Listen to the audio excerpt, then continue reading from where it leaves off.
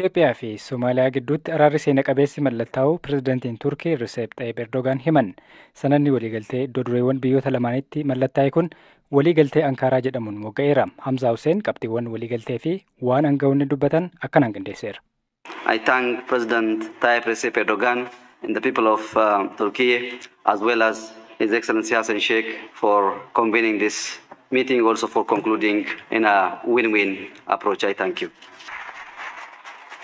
Dureewwan biyyoota Itoophiyaa fi Somaaliyaa Tarkii Ankaaraatti sanada waliigaltee wayita mallatteessan hooggantoonni lameen pirezidaantii Tarkii galateeffatan. Sagaleen dhageenye wayita ministeera muummee Abiy Ahmad galata isaanii ibsanidha. Itoophiyaa fi Somaaliyaa gidduutti araarri seena qabeessi taasifamuu kan ibsan pirezidaantiin Tarkii Recep Tayyip Erdogan sanadi biyyoota lameen waliif mallatteessan kun hariiroo isaanii ka cimsuu fi guddina dinagdee hedame kan mirkaneessu ta'uu dubbatan. Somaaliyaa fi Itoophiyaan affeerraa keenya fudhatanii asitti argamuun amantee biyya keenyarraa qaban mirkaneessaniiru. Marii ji'oota 8 lakkoofsise kana dhumarratti ifatti waliigaluun xumuruun isaanii milkaa'ina guddaadha.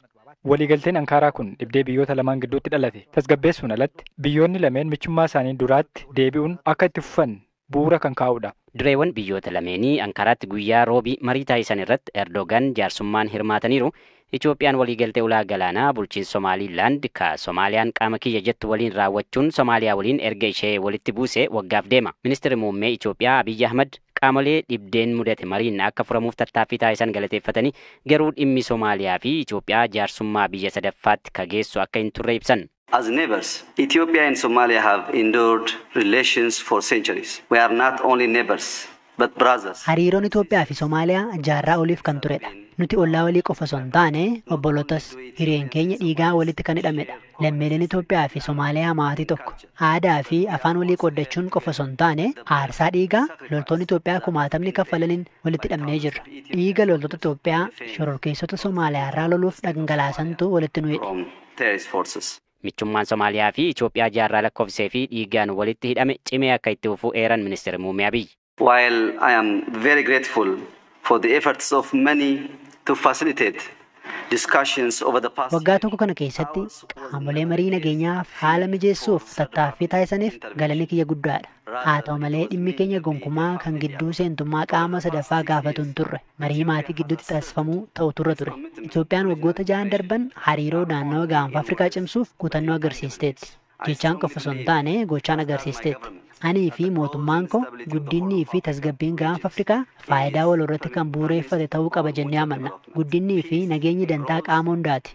Fedhiin Itoophiyaan ulaa galaanaa argachuuf agarsiisaa jirtus adeemsa karaa nagaatiin ollaa keenya hunda kan fayyadudhas. Misooma akkasiif haala mijeessuun daandii sirreedha. Kanaafuu sagantaa milkaa'uu qabudha. Kan milkaa'uu qabus miira waltumsuutiin ta'uu qaba malee wal shakkiidhaan ta'uu hin qabu. Mariin gaggeessine kunis bara haaraa kana miira qindoominaan waliin hojjechuun akkasumas obbolummaa keenya cimsuun akka eegalluuf bu'uura ta'a jedhe namana. Into a new year with this spirit of cooperation, friendship and the willingness to work together instead of against each other.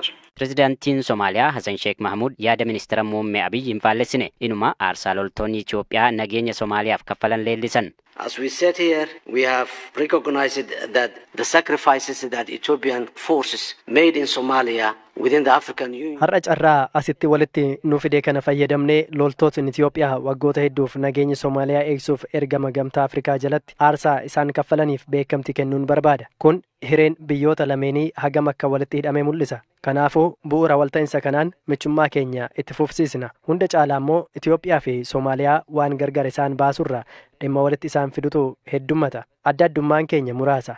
Kanaafuu faayidaa waloo uummattoota keenyaa karaa nagaa ta'een mirkaneessuu fi hariiroo keenya daran cimsuuf ni hojjenna. Naannoon baha Afrikaa rakkoowwan adda addaaf saaxilamaa ta'uu irraa kan ka'e hariiroon Itoophiyaa fi Somaaliyaa murteessaadha. Faayidaa wal ta'uu salphaatti kan ibsamu miti. Waliin hojjechuu hanga dandeenyetti ammoo carraawwan hedduutu harka keenya jiru. Soomaaliyaan akkuma kanaan duraa michuu Itoophiyaa cimtuu taate akka itti fuftus dubbatan. Somalia